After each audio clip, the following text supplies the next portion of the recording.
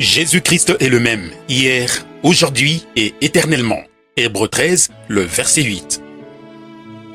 Extrait de la lettre circulaire, numéro 34, janvier 1988. Prédiction pour la fin des temps.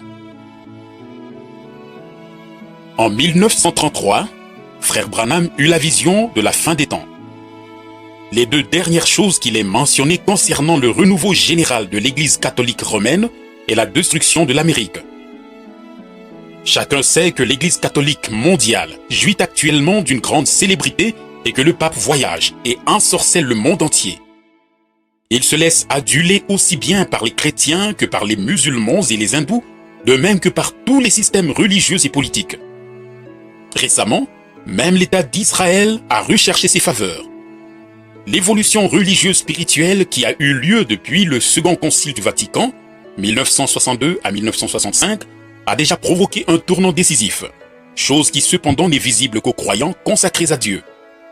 Le grand homme, contre lequel les radio-évangélistes nous mettent si volontiers en garde, est déjà monté depuis longtemps sur la scène politique mondiale sans qu'il l'ait reconnu.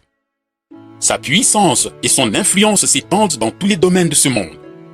Aucun chef d'État du monde entier n'a jamais réussi à concilier les puissances religieuses, politiques et temporelles comme le fait actuellement l'État du Vatican. Mais grâce à la parole, nous avons été clairement informés du développement immédiat que va prendre le cours des choses. Les conducteurs protestants dans leur majorité sont frappés d'aveuglement et s'en retournent repentants alors chez soi, dans le giron de l'Église mère.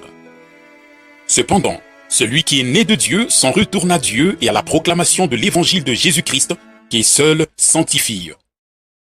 Il n'est nécessaire de dire une fois pour toutes que l'Église de Rome, en aucun temps, n'a été l'Église de Jésus-Christ, c'est-à-dire l'Ecclésia.